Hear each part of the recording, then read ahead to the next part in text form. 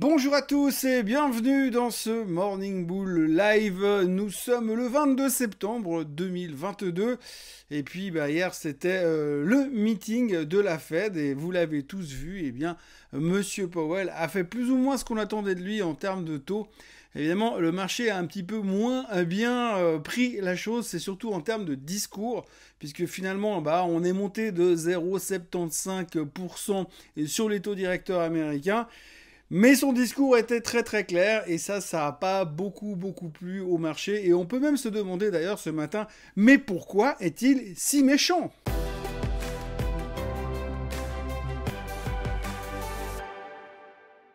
Donc oui, nouvelle hausse de 75 basis points par la Fed hier soir, sans surprise évidemment, puisque 187% des analystes s'attendaient à une hausse des taux pareille.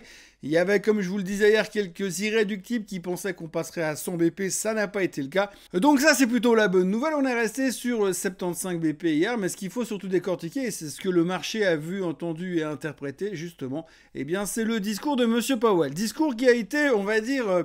au quiche, si on peut utiliser ce mot, mais j'aimerais bien trouver un truc un peu plus fort que au quiche, parce que si on pensait grosso modo qu'il avait été super agressif lors de la conférence à Jackson Hole, là hier c'était encore un degré en dessus, puisque visiblement il a clairement expliqué sa volonté, j'ai presque envie de dire d'abord de faire souffrir le consommateur et ensuite de combattre l'inflation. Alors ça on connaît, on sait qu'il est absolument nécessaire de combattre cette inflation.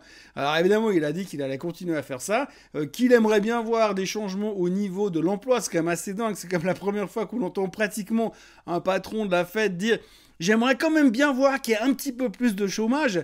Et donc, du coup, le marché s'est dit, il va continuer encore et encore. Mais là, non seulement le marché aurait pu se dire, il va continuer encore et encore, mais en plus, il l'a dit. Ouais, alors hier soir, c'est carrément un truc absolument historique. La Fed a carrément déclaré ce qu'elle allait faire les prochains meetings. Donc, ils nous ont annoncé une hausse de 75 BP hier soir.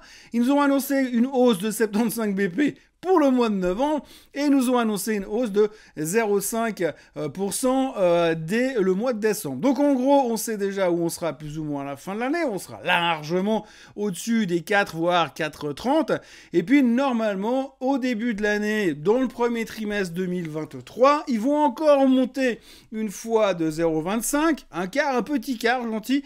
Normalement, ils ont un target autour de 4,4, 4,5 autour de la mi-2023, et puis ils ont l'intention de ne plus bouger les taux jusqu'à nouvel ordre, en tout cas jusqu'à 2024. Alors donc les mecs, l'année passée, quasiment il y a un an, ils sont arrivés à la télé, ils ont dit « Oui, l'inflation est transitoire et totalement sous contrôle ». Et un an après, ils nous disent que d'abord ils se sont complètement vautrés, ça ils l'ont déjà dit il y a plusieurs mois, ils se sont complètement vautrés sur leur prédiction de transitoire et sous contrôle. Mais là, par contre, ils nous annoncent déjà plutôt ce qu'ils vont faire sur les 18 prochains mois. Donc les mecs, ils sont faux depuis un an, ils ont reconnu leur erreur, mais là, ils nous refont une prédiction à une année, et là, tout le monde se dit « Ouh là là, mais qu'est-ce qui va se passer si ça se passe ?» Bon, les mecs, ils ont été faux. Donc pour l'instant, leur track record n'est pas non plus impeccable. Donc par rapport à ce qui se passe, il n'y a pas non plus de raison de paniquer, sachant qu'en plus, nous, en général, on a une vision à 12 minutes. Alors la vision à 18 mois, autant vous dire que c'est du extrêmement long terme. Bref, néanmoins, peu importe, vous connaissez l'attitude du marché, c'est la réaction immédiate, on n'a pas aimé, bam, 1,8% de baisse sur tous les indices, et quand vous regardez les secteurs à l'intérieur, il n'y a pas eu de prisonniers, on a tiré sur tout le monde, on n'a pas tapé plus sur la growth que sur la value, donc le marché s'est fait allumer dans tous les sens. Et puis techniquement c'est toujours pas très beau, on reste dans cette même tendance et vous voyez sur le graphique on n'est plus très loin d'aller chercher les 3600 points, les 3600 sur le S&P 500 qui correspondent donc au bas du mois de juin. Donc la grande question qu'on va se poser aujourd'hui c'est de savoir si on va aller non seulement au bas du mois de juin mais est-ce qu'on va aller beaucoup plus bas que les bas du mois de juin. Ça c'est la grande question du moment. Et quand on écoute le discours de la Fed, c'est pas très optimiste, c'est clair, on voit très bien qu'il va pas régler le problème tout de suite, et puis que vraiment la question d'une éventuelle récession, ça lui sort complètement de la tête parce que c'est pas le sujet. Donc voilà, bilan d'hier, une hausse de 75 BP, on sait que ça va continuer. L'avantage, c'est qu'au moins cette fois, on a une feuille de route, mais vu qu'ils se sont gourés l'année passée, je peux vous dire que moi, je vais checker point par point pour voir s'ils respectent ce qu'ils ont dit hier soir. Parce que si ça change, on va être obligé de tirer à boulet rouge dessus. En tous les cas, pour l'instant, c'est clair au niveau de la Fed. quand on voit les commentaires à droite et à gauche, pour l'instant, on est encore un peu en phase d'analyse, mais tout le monde se dit « Waouh !» C'était quand même assez agressif et c'est vrai qu'on a un petit peu l'impression que M. Powell a surtout passé la soirée à nous aboyer dessus et à nous reprocher quasiment à nous, consommateurs ou investisseurs, la responsabilité de cette hausse de l'inflation. Donc autant il y a pendant pas mal d'années, depuis qu'il est là d'ailleurs, M. Powell a toujours été notre ami, mais là tout de suite on a plutôt l'impression qu'il est en train de devenir un autre ennemi et qu'il est en train de devenir très méchant et très fâché contre nous. Donc on a un tout petit peu peur à chaque fois qu'il parle. Donc maintenant, il va falloir digérer un petit peu tout ça. Et les prochaines heures et le week-end qui s'annonce devant nous laissera sûrement plein d'analystes et plein d'économistes donner leur avis sur ce qu'il a fait et dans quelle direction on va aujourd'hui. Mais en tous les cas, l'espoir de voir non seulement un discours un peu moins hawkish, alors là, elle s'est complètement dissipée dans l'atmosphère.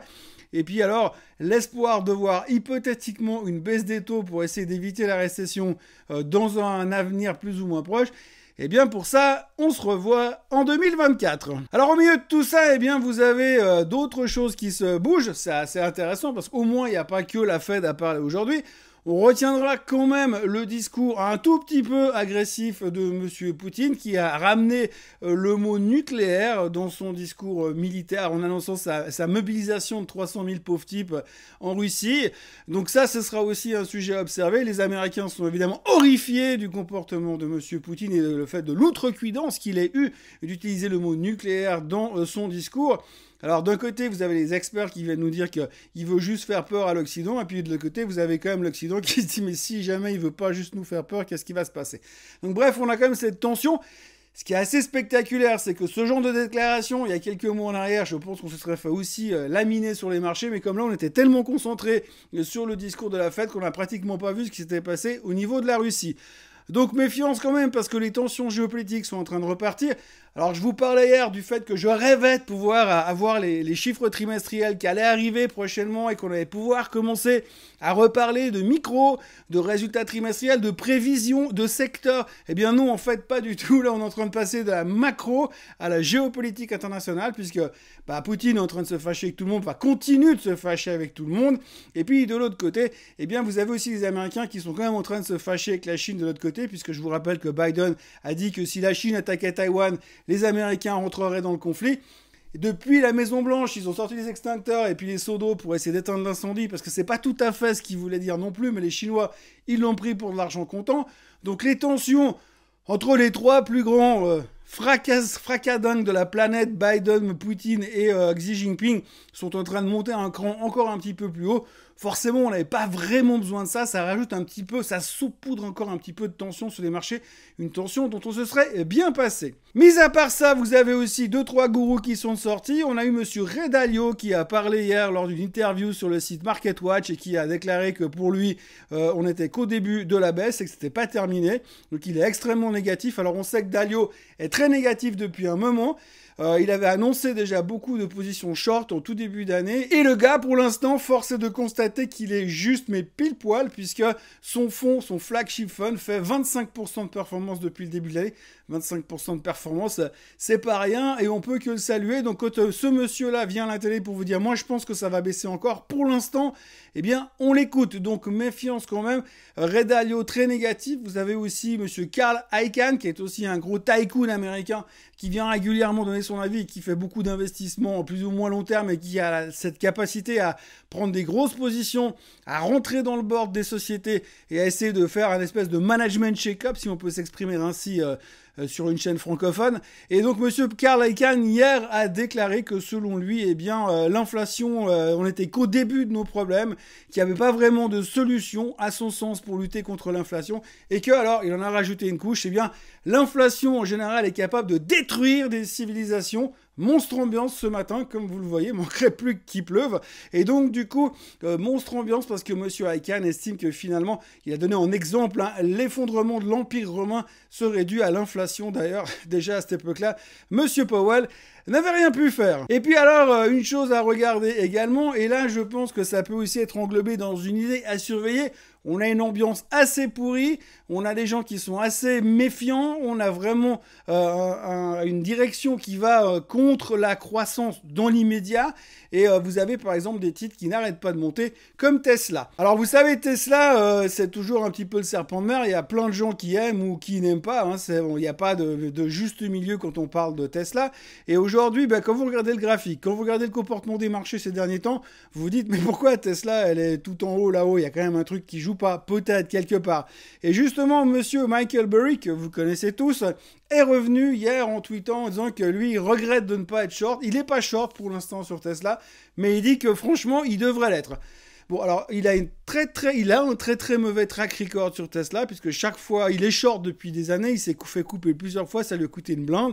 Il n'a jamais réussi à gagner sur un short Tesla, et moi non plus d'ailleurs, hein, depuis le temps que j'essaie de la shorter. Mais là, je regardais simplement le graphique. Si vous regardez le graphique de Tesla, là où elle est maintenant, là dans l'environnement de marché, si tout d'un coup, on a peut-être encore une nouvelle leg à la baisse pour aller chercher les 3600 sur le S&P et peut-être un breakdown pour aller anticiper cette récession qui paraît de toute façon inévitable maintenant, eh bien à un moment donné on sait qu'on doit aller beaucoup plus bas sur le S&P 500, donc peut-être pour ceux qui ont envie de jouer un peu la baisse, je regarderai volontiers Tesla, tant qu'elle revient pas au niveau des résistances au-dessus de là où elle est maintenant, je pense que ça vaut la peine de rester short pour essayer de jouer une correction assez importante sur Tesla. Je parle pas des corrections à la Michael Burry qui lui voit une correction de 90%, mais peut-être qu'à ce niveau-là, ça fait 2-3 fois qu'elle tape ses résistances. Peut-être qu'il y a de quoi justifier une position à la baisse sur ce titre-là, sans parler de l'augmentation du coût de l'électricité et tout ce qui va avec. Voilà, aujourd'hui, eh bien, on a encore des banques centrales et des banques centrales. Tout à l'heure, on aura la BNS qui va annoncer sa décision sur les taux. Tout le monde attend plus ou moins une hausse de 0,5%. Les plus pessimistes parlent de 0,75%. Si Monsieur Jordan a fait un copier-coller de ce qui s'est dit hier soir à la Fed, on peut craindre le pire. Et puis même chose sur la Bank of England qui va aussi annoncer des chiffres tout à l'heure, enfin ses décisions sur les taux. Là aussi, vu l'inflation, vu ce qui est en train de se passer sur l'énergie, ça serait surprenant qu'ils se contentent de 0,5% de hausse sur leur taux directeur. Affaire à suivre, c'est en tout cas les deux sujets du moment. Et puis, pour terminer cet après-midi, il y aura encore les jobless claims. Alors, quand on voit le discours que Monsieur Powell a fait sur l'emploi hier, où il a dit qu'il aimerait bien voir un retour du chômage plus ou moins ou à demi-mot, eh bien on peut presque espérer que ces chiffres soient dégueulasses, parce que sinon on va dire s'ils sont trop bons, il va encore s'énerver. Et puis on n'aime pas quand il s'énerve contre nous parce que ça fait très très peur. Voilà, c'est tout ce qu'on pouvait raconter pour aujourd'hui. Donc nous sommes dans un nouveau monde encore une fois. Les taux américains sont de retour largement au-dessus des 3%. Et puis dorénavant, on sait qu'on va aller de toute façon à 4,4% pour l'année prochaine. Et que pour espérer voir une hausse des taux, eh bien il faudra qu'on se revoie en début 2024 si tout va bien. D'ici là, n'oubliez pas de vous abonner à cette chaîne Suisse Côte en français, histoire de ne pas rater la vidéo quand on aura la première baisse des taux aux États-Unis en août 2024. Et puis, mis à part ça, n'oubliez pas de liker cette vidéo et revenez demain, parce que demain c'est vendredi. Et puis, on pourra au moins parler du week-end. Ça fera au moins une bonne nouvelle positive sur tout ce qui se passe en ce moment dans le monde merveilleux de la finance et dans le reste du monde tout court. Excellente journée à tous et à demain. Bye bye.